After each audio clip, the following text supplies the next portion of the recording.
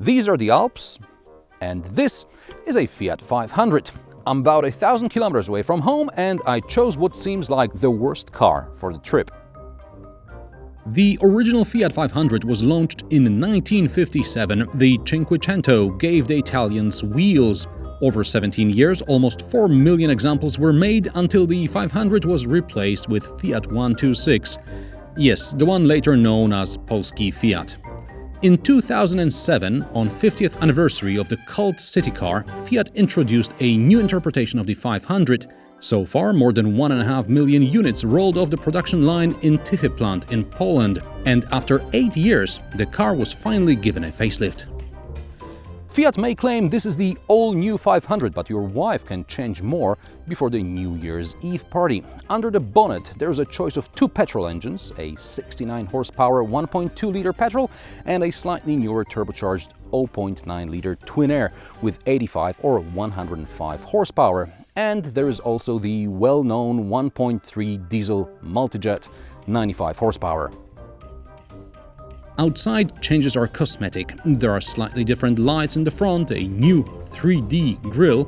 I don't know what's so 3D about it. New lights in the back. There are also new colors and new rim designs. By the way, don't go for the 16-inch rims because this is a city car and the curbs will damage them. Sorry about the mess in the background, but the boot is still small. It's got 185 liters, although that is still more than in the Toyota Aygo. Unfortunately, backs of the rear seats are still bare metal, so it will scratch easily first time you carry some larger items. In the back, seats are still short and narrow. You don't want to spend too much time in here. I do have sufficient legroom behind the front seat set in my driving position, but at 175 centimeters, I'm out of headroom in the back. Fortunately, there are cup holders for the people back here to drown their sorrows in fizzy soft drinks. Also in the front, changes are cosmetic. The power window buttons are now round. In top spec model, the dials are digital and there is an optional sat-nav display. And finally, cup holders which will hold your drink in place. There is even a place for your smartphone. Yay!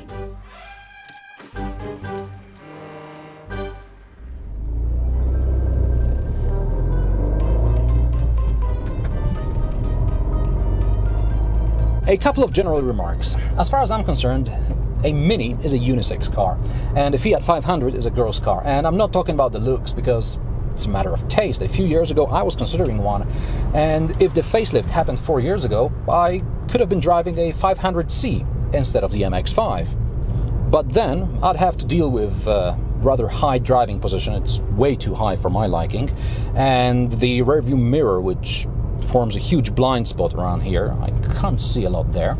And the pedals are set up for driving in high heel shoes, which, as you may have noticed, I don't really wear. If you're a woman or you have a lady friend who's considering to buy a car, pay attention to how the pedals are mounted. Under the bonnet of this example is a 900cc 105 horsepower TwinAir engine, the more powerful of the two variants. It won numerous awards, including the World Engine of the Year 2011. Predictably, a Fiat 500 with this sort of an engine is nippy around town and it's easy to park. Just don't get too close to the curb because the overhang in the front is rather low and rather long. Fuel consumption around town, realistically, you're going to get about 7-8 liters per 100 kilometers. The manufacturer claims 5.5. It's not going to happen. But the 7 or 8, it depends how happy you are with your right foot and whether or not you use the sport button or not. For the first 150 kilometers, I didn't even notice I was in sport. So it doesn't do much except change a few things here on the digital display. Basically, if I turn the sport mode off, I get an Eco Nanny instead of a turbo gauge. Yeah, like I need a turbo gauge in a Fiat 500. Put the car in normal mode and you lose about 12 horsepower, and the Eco Nanny would like you to drive in 6th gear, maybe 60-70 kilometers per hour, and that's it. Because the Econani prefers to keep your revs below 2000, when it comes to overtaking, you have to drop a couple of gears. 145 Newton meters of torque is nothing to write home about, and if you have to roll in stop-and-go traffic, better roll in first gear. In second, it's likely to stall. And the stop-and-start system, that's not very good in the Fiat. It's too slow. It's not like in a Mazda 2 where you just press the clutch, put it in gear, and you're ready to go.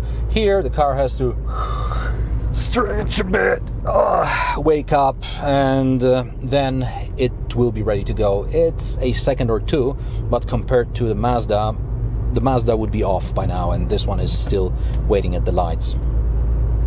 Okay, so I told you what it's like around town, but what about motorways and alpine roads? The road trip into the Alps came as a bit of a surprise. There was just a couple of days to get things ready, and there I was with a Fiat 500 and a destination more than 1,000 kilometers away from home. And that's 1,000 kilometers along motorways and dual carriageways. And then at the end of the journey, there were up to 14% inclines. That's not exactly Fiat 500's natural habitat. But you know what? I was pleasantly surprised.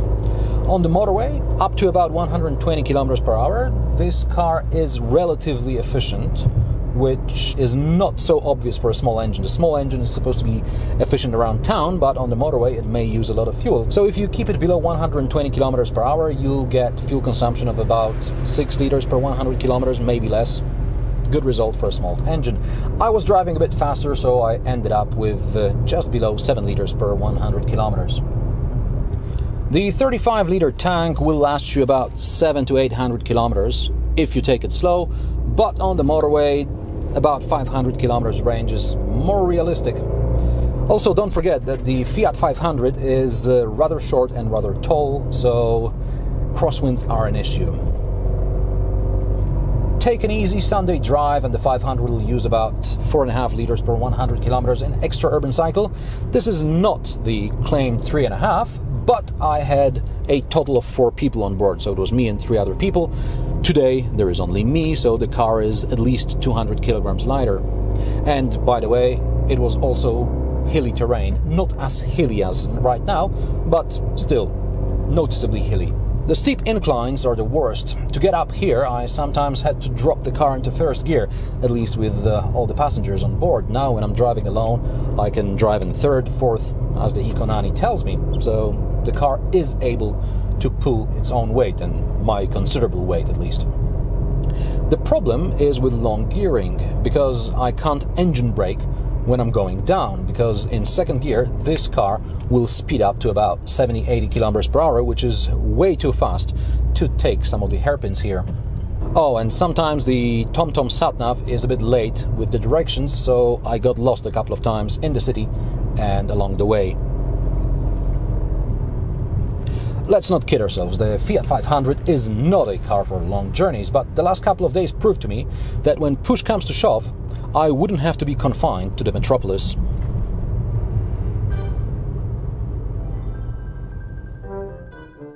Prices of the facelifted Fiat 500 start at around 12,500 euros. This test car with a 105 horsepower TwinAir engine and extras costs around 20 grand. That's a price of a similarly spec'd Mini, but in my opinion, with the Mini, you get more car. And do you prefer your small city car to be budget or luxury? Let me know in the comments below. Also, don't forget to subscribe, share and rate my videos. New episodes every Friday. Thanks for watching, and now I have to drive 1,000 clicks back home.